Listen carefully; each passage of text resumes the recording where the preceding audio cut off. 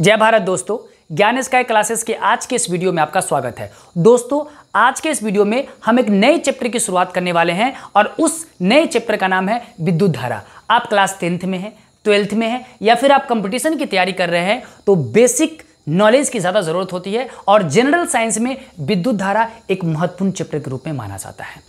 आप class 10th में हैं तो आपके लिए ये रामबाण है। आप इसका स्क्रीनशॉट ले लें और स्क्रीनशॉट ले करके आप नोट्स बनाएं, बहुत ही ज़्यादा आपको फायदेमंद होने वाला है। तो इस चैप्टर का अलग अलग पार्ट्स बनेगा और हर एक पार्ट्स में हम आपको नए तरीके से एक नए वे के साथ आपको हम विद्युत धारा समझाने की कोशिश करेंगे। नोट्स भी देंगे, स्क्रीनशॉट लीजिए, नोट्स बनाइए और अपनी लाइफ में आगे बढ़ते चलिए। तो चलिए हम इस चैप्टर की शुरुआत करते हैं। दोस्तों, विद्युत धारा को समझने के लिए हमको सबसे पहले जरूरत पड़ेगी विद्युत धारा उत्पन्न कैसे होती है। उन सब सारी चीज़ों को हम अलग अलग वीडियो में डिस्कस करेंगे। सबसे पहले बेसिक कंसेप्ट को अगर हमें समझना हो तो हमें समझना पड़ेगा पदार्थ के परमाणुओं की रचना। अब ये पदार्थ क्यों आ गया भाई, ये तो केमिस्ट्री वाली चीज़ आ गई? जी नहीं, केमिस्ट्री वाली बिल्कुल चीज़ नहीं है ये, क्योंकि विद्युत धारा को बहने के लिए मीडियम चाहिए, माध्यम चाहिए, कोई ऐसा पदार्थ चाहिए जिससे होकर के विद्युत धारा बह सके। दोस्तों, नाम से ही स्पष्ट है, विद्युत धारा। धारा का मतलब बहने वाला चीज़ें। जैसे आपने पढ़ा होगा जल धारा, क्या पढ़ा होगा? जल धारा। वायु धारा, क्या पढ़ा होगा आपने? वायु धारा। अब मुझे बताइए, जल धारा का मतलब क्या हुआ? बहने वाला, यानी कि जो जल बहता हो। वायु धारा मतलब वायु का बहना। तो विद्युत धारा का मतलब विद्युत का बहना। और जिस तरह से जल को बहने के लिए एक रास्ता चाहिए, उसी तरह से विद्युत धारा को बहने के लिए भी एक रास्ता चाहिए, एक मीडियम चाहिए, एक चालक चाहिए जिससे होकर के वो बह सकता है। अगर मैं बोलूँ ये प्लास्टिक, तो क्या इससे होकर के विद्युत धारा बह सकता है? जी नहीं, विद्युत धारा नहीं बह सकता है। लेकिन अगर मैं मान लूँ कि यहाँ पे मेरे पास रिंग है और ये एक लोहे का बना हुआ है, तो इससे होकर के विद्युत धारा का क्या हो सकता है? प्रभाव से, यानी कि इसका एक मीडियम हो गया। तो जब मीडियम की बात करेंगे तो वो पदार्थ आएगा ही आएगा। और जब हम पदार्थ की बात करेंगे तो पदार्थ का जो रचना है, यानी कि पदार्थ के परमाणुओं की रचना है। अब दोस्तों, आप ये भी केमिस्ट्री में आपने आराम से पढ़ा होगा। बेसिक कंसेप्ट को समझते हैं कि दुनिया में जो भी पदार्थ है वो परमाणुओं से मिलकर के बना होता है। चाहे जो भी पदार्थ हो, चाहे वो धातु हो या अधातु हो, उससे कोई मतलब नहीं है, चाहे वो उपधातु हो, सभी पदार्थ परमाणुओं से मिलकर के बने होते हैं। और परमाणु क्या होता है दोस्तों? कि किसी पदार्थ का वो सूक्ष्मतम कण, एकदम छोटा सा कण, मतलब इतना छोटा सा कण कि अब उसको आप खंडित ना करो। अब मान लो कि आप एक लोहे का कण ले लो, एक लोहा का एक टुकड़ा ले लो, उसको तोड़ो, छोटा होगा, उसको तोड़ो और छोटा होगा, तोड़ते चलो, तोड़ते चलो, तोड़ते चलो, तोड़ते चलो, तोड़ते तोड़ते अंत में एक ऐसा कण मिलेगा, शायद आप उसको आंखों से देख भी नहीं सके, ऐसा कण मिलेगा कि आप उससे छोटा नहीं हो सकता है। वही तो परमाणु है। वही क्या है? वो परमाणु है। और दोस्तों, परमाणु है तो परमाणु में क्या होगा? यानी कि परमाणु की रचना होती है और परमाणु की रचना 3 मौलिक कणों से होते हैं। यानी कि परमाणुओं की जो रचना है वो 3 मौलिक कणों से होता है और वो 3 मौलिक कण है इलेक्ट्रॉन, प्रोटॉन और न्यूट्रॉन। और यही जो इलेक्ट्रॉन है दोस्तों, यही सबसे बड़ा खेला करता है। सारा खेला इसी का है। किसी भी पार्टी में कोई एक आदमी होता है जो सारा खेला कर रहा होता है, किसी राजनीतिक पार्टी में। उसी तरह से विद्युत धारा में सारा खेला ये इलेक्ट्रॉन साहब ही करते हैं। तो इसको जानना जरूरी है। तो पदार्थ परमाणुओं से मिलकर बने हैं और परमाणुओं के 3 मौलिक कण होते हैं, इलेक्ट्रॉन, प्रोटॉन और न्यूट्रॉन। और इलेक्ट्रॉन ही सारा क्या करता है? खेला करता है। यानी कि विद्युत धारा में मेन रोल जो निभाता है, या हम कुल मिलाकर रोल को बात छोड़ दो, मेन सारा खेला इलेक्ट्रॉन का ही होता है। तो चलिए हम समझेंगे। पहले इलेक्ट्रॉन को समझ लेते हैं। आपने बहुत बार पढ़ा भी होगा कि यह एक ऋण आवेश युक्त कण होता है। इस पे कौन सा चार्ज होता है? ऋण आवेश युक्त कण होता है, जो प्रत्येक तत्व के परमाणु में अनिवार्य रूप से उपस्थित होता है और इसे ई से सूचित किया जाता है। स्मॉल ई से इसे सूचित किया जाता है और इसका मैग्नीट्यूड होता है, इसका परिमाण होता है 1.6 × 10⁻⁻⁹ कूलाम्ब। यानी कि आवेश का ऐसा मात्रा क्या होता है? कूलाम्ब होता है। तो ये सी रिप्रेजेंट कर रहे हैं यहाँ पे कूलाम्ब को। तो इलेक्ट्रॉन एक ऋण आवेश कण होता है और प्रोटॉन एक धन आवेश युक्त कण होता है, जिसका आवेश इलेक्ट्रॉन के आवेश के बराबर होता है। यानी कि जितना आवेश इलेक्ट्रॉन पे होता है परिमाण में, उतना ही आवेश प्रोटॉन पे भी होता है। बस इसमें निगेटिव चार्ज होता है और इस पे कौन सा चार्ज होता है? पॉजिटिव चार्ज होता है। और न्यूट्रॉन भाई साहब जो है वो बिल्कुल न्यूट्रल होते हैं, उस पर कोई आवेश नहीं होता है, उस पर कोई आवेश नहीं होता है। अर्थात यह एक उदासीन कण है, इसे एन से सूचित किया जाता है। यानी कि हम अगर ऐसे कहें तो किसी भी पदार्थ में जो सबसे सूक्ष्मतम कण होगा वो परमाणु होगा और उस परमाणु के भी 3 कण होंगे, इलेक्ट्रॉन, प्रोटॉन और न्यूट्रॉन। इलेक्ट्रॉन पे ऋण आवेशित कण होता है और उसका परिमाण होता है, मैग्नीट्यूड होता है 1.6 × 10⁻⁻19 कूलम। और प्रोटॉन एक दूसरा कण होता है। हम ये कहाँ रहते हैं ये तीनों भाई साहब, उस परमाणु, उस क्या बोलते हैं परमाणु के अंदर, वो बाद में बातें करेंगे। प्रोटॉन जो होता है वो एक धन आवेश होता है। उस पर कौन से कण होते हैं, वो एक धन आवेश होता है और उस पर जो आवेश का परिमाण होता है वो भी उतना ही होता है जितना इलेक्ट्रॉन पे होता है, 1.6 × 10⁻⁻19 कूलम। और न्यूट्रॉन पे कोई आवेश नहीं, तो न्यूट्रल होता है, उसका नाम ही है न्यूट्रल, उस पर कोई आवेश नहीं होता है। समझ में आ गई बातें, ये तीन चीजें समझ में आ गई। अब किसी भी परमाणु के अंदर एक नाभिक होता है। अगर कोई परमाणु है दोस्त तो उसके बीच में क्या होता है, नाभिक होता है। इसी नाभिक में ये प्रोटॉन साहब और न्यूट्रॉन साहब घर में रहते हैं, छुपे हुए बीच में बैठे हुए होते हैं, न्यूक्लियस में, केंद्र पे।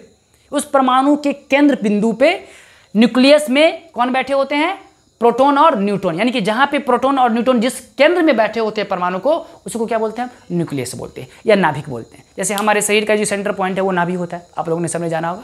उसी तरह से उस पदार्थ के परमाणु का जो सेंटर पॉइंट है, उसका जो सेंटर पॉइंट है वो नाभिक कहलाएगा और उसी में प्रोटॉन और न्यूट्रॉन बैठे होते हैं। और इलेक्ट्रॉन जो होता है वो भगोड़ा होता है वही इलेक्ट्रॉन तो है जो रोल करता है और जो किसी भी चीज़ में अपनी भूमिका निभाता है वो भगोड़ा होता है।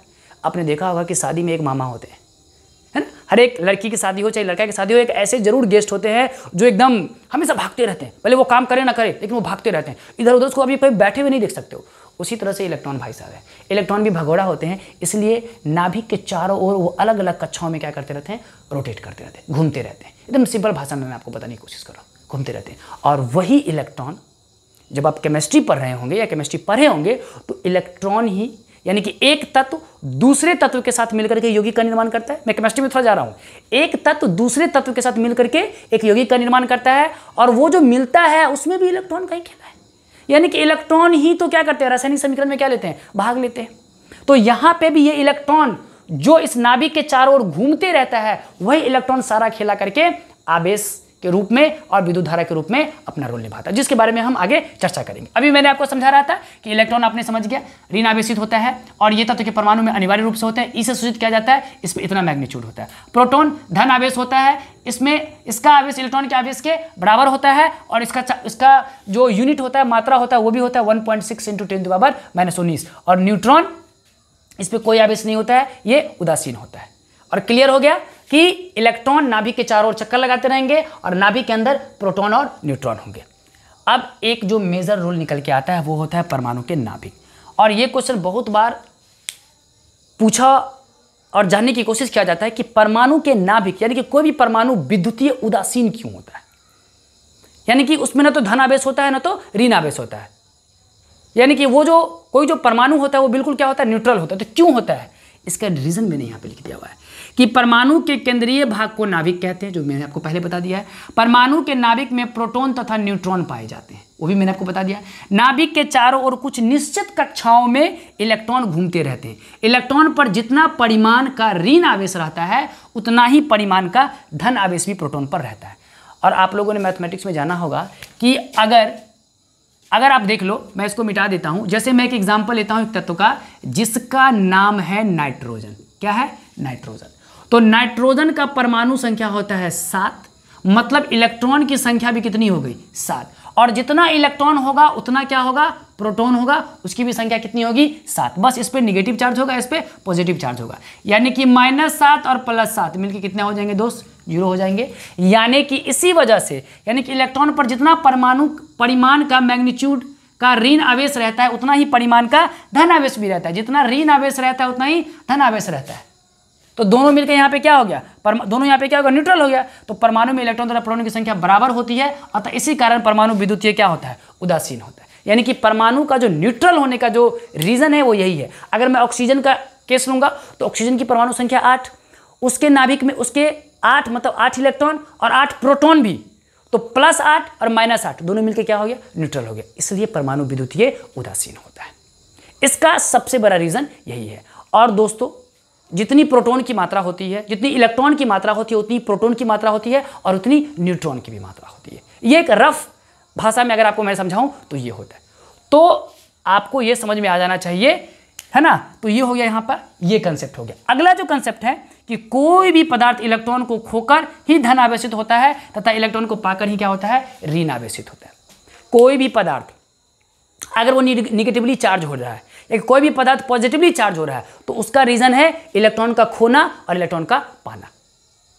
सिंपल भाषा में मैं अगर आपको समझाऊं दोस्त, तो मान लेते हैं कि ये दो हमारे पास पदार्थ है, ये कोई भी पदार्थ है, ये भी न्यूट्रल होंगे और ये भी क्या होगा, न्यूट्रल होगा।